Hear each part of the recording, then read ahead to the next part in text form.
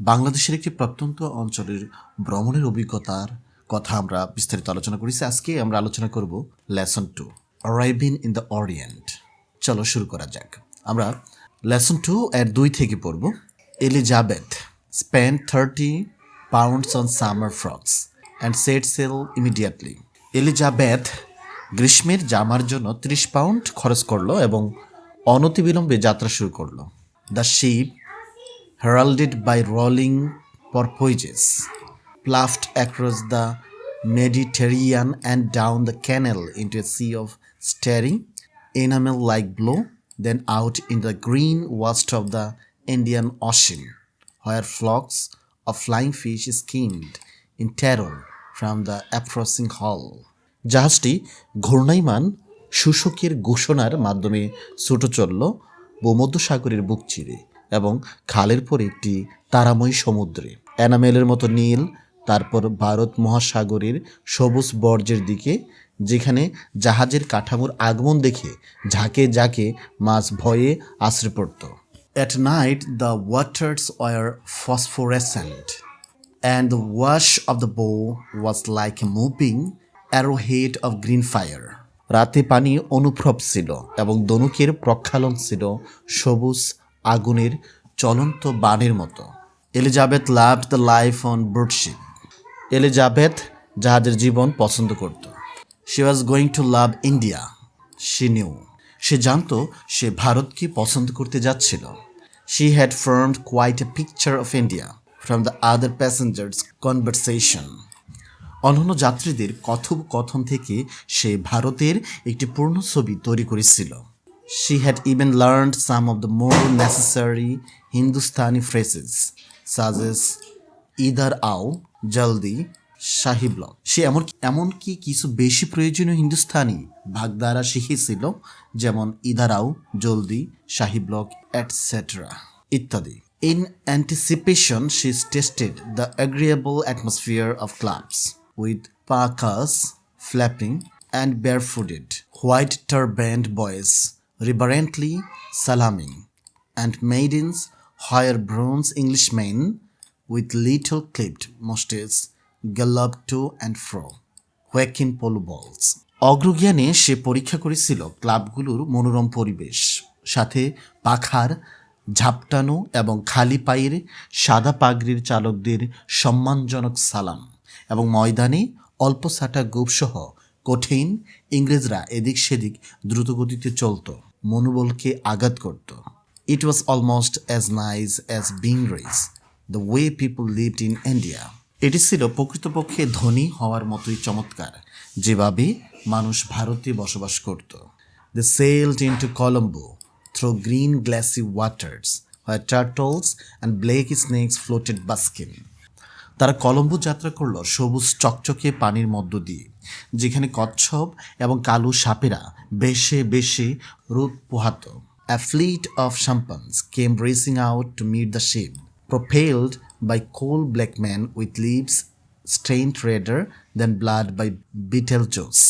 এক সাম্পানের, যা একটি ছোট নৌকাকে সাম্পান বলা হয়, এক সাম্পানের বহর জাহাজটির সাথে সাক্ষাৎ করতে আসলো, কয়লা সদৃশ কালো রঙের লোকদের দ্বারা চালিত হয়ে, যাদের ঠোঁট ছিল পানের রসের দ্বারা কৃত রক্তের মতো লাল দাগে পূর্ণ। They yelled and struggled round the gangway while the passengers descended. তারা চিৎকার করলো এবং চলাফেরার পথে লড়াই করলো যখন যাত্রীরা নেমে আসলো। As Elizabeth and her friends came down, two champanwalas, their prows nudging against the gangway, besought them with yells. যেহেতু এলিজাবেথ এবং তার বন্ধুরা নিচে নেমে আসলো, দুই সাম্পানওয়ালা তাদের প্রসারের অগ্রভাগ চলাফেরার পথের বিপরীতে নাক গুলিয়ে চিৎকার করে বলল, "Don't you go with him, Missy? Not with him? Bad weak man he, not fit taking Missy." তুমি তার সাথে যেও না মিসি, তার সাথে নয়, সে একজন খারাপ দুষ্ট লোক, মিসিকে নেওয়ার মতো যোগ্য নয়। Don't you listen him lies, Missy? Nasty low fellow, nasty native tricks. তার মিথ্যা তুমি শোনো না মিসি, খারাপ নিসলোক, সে খারাপ ছলনা করছে, নোংরা স্থানীয় ছলনা। হা হা, he is not native himself. Oh no, him European man. White skin all same, missy. Ha ha. হা হা, সে নিজেই স্থানীয় নয়। ও না, সে ইউরোপিয়ান লোক। সাদা চামড়া সব একই, মিসি। হা হা হা। Stop your bed, you too, or I'll face one of you a kick, said the husband of Elizabeth's friends. He was a planter. তোমরা দুজন তোমাদের বুট থামাও, অথবা আমি তোমাদের একজনকে লাথি দেব, বলল এলিজাবেথের বান্ধবীর স্বামী। সে ছিল একজন আবাদকারী। They stepped into one of the champagnes and rowed towards the sun-bright quays. তারা একটি সাম্পানের নিকট গেল এবং ধার টেনে সূর্যালোকের ন্যায় উজ্জ্বল জেটির দিকে গেল। And the successful champagne whalers turned and discharged at his rival a mouthful of spittle, which he must have been saving up for a very long time. এবং সফল সাম্পানওয়ালা ফিরল এবং তার শত্রুর দিকে এক মুখ থুতু নিক্ষেপ করল, যা সে অনেকক্ষণ ধরে মুখে আটকে রেখেছিল। This was the orient. এই ছিল প্রাচ্য। Scents of coconut oil and sandalwood, cinnamon and turmeric floated across the water onto Mount Lavinia, where they bathed in a lukewarm sea that foamed like Coca-Cola. নারিকেল তেলের গন্ধ এবং চন্দন কাঠ, দারুচিনি আর হলুদের সুবাস উষ্ণ পানিতে ভেসে বেড়াতো এলিজাবেথের বন্ধুরা। তাকে মাউন্ট লাভিনিয়াতে পৌঁছে দিন, যেখানে তারা কুসুম গরম সমুদ্রে গোসল করেছিল, যা কোকা-কোলার মতো ফেনা উৎপন্ন করত।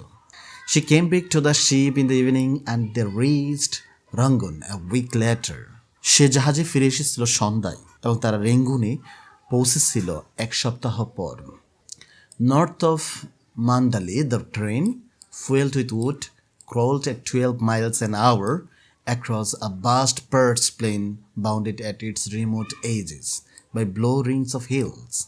নর্থ অফ মান্ডালে ট্রেনটি কাঠের জ্বালানি ব্যবহার করে ঘন্টায় 12 মাইল চলল এক বিশাল শুষ্ক সমতল ভূমির উপর দিয়ে, যার দূরবর্তী কিনারে রয়েছে সারি সারি পাহাড়। White egrets stood poised, motionless, like herons, and piles of drying chilies gleamed crimson in the sun. সাদা সরশূন্যে জুলে গতিহীনভাবে হিরণের মতো দাঁড়িয়েছিল এবং শুকনা মরিচের স্তূপ সূর্যের আলোতে গাঢ় লাল রঙের আলো দিচ্ছিল। Sometimes a white pagoda rose from the plain like the breast of a supine giantess.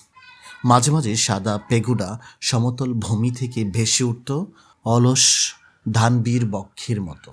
The early tropic night settled down. The train jogged on slowly, stopping at little stations where barbaric yells sounded from the darkness. আসন্ন গ্রীষ্মমণ্ডলীয় রাত স্থির হলো এবং ট্রেনটি জাঁকি দিল আস্তে আস্তে ছোট স্টেশনে থেমে থেমে, যেখানে অন্ধকার থেকে বুনো শব্দ ভেসে আসত।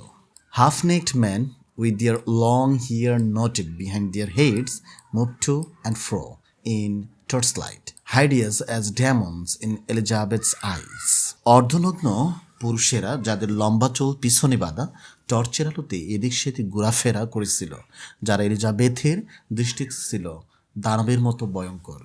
The train plunged into the forest and unseen branches brushed against the windows. ট্রেনটি বনে ঢুকল এবং অদেখা শাখা জানালাগুলোতে আঘাত করল। It was about 9 o'clock when they reached Kyaktada, where Elizabeth's uncle and aunt were waiting with Mr. McGregor's car and with some servants carrying torches. প্রায় 9টার সময় তারা পৌঁছল কিয়াকটাডা, যেখানে এলিজাবেথের চাচা চাচি মিস্টার ম্যাকগ্রেগরের গাড়ি নিয়ে অপেক্ষা করছিল এবং তাদের কিছু চাকর টর্চ লাইট নিয়ে তাদের সাথে ছিল। Her aunt came forward and took Elizabeth's shoulders in her delicate Saurian hands. তার চাচি সামনে আসলো এবং কাঁধকে তার নরম সৌরিয়ান হাতে নিল। I suppose you are our niece, Elizabeth. আমার মনে হয় তুমি আমাদের ভাইজি Elizabeth. We are so pleased to see you. তোমাকে দেখে আমরাও আনন্দিত, she said and kissed her. তিনি বললেন এবং তাকে চুমুত খেলেন।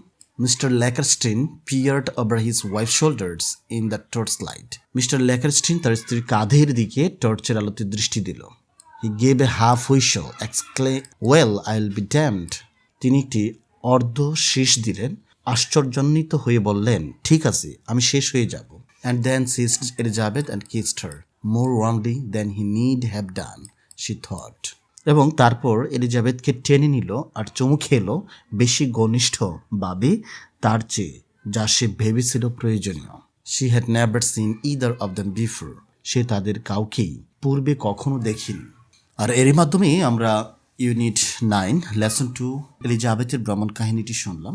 আমি আবারও হাজির হব নতুন আরেকটি ভিডিওতে। ততক্ষণ পর্যন্ত সবাই ভালো থাকবে এবং নিজের স্বাস্থ্যের যত্ন নেবে। আল্লাহ হাফিজ।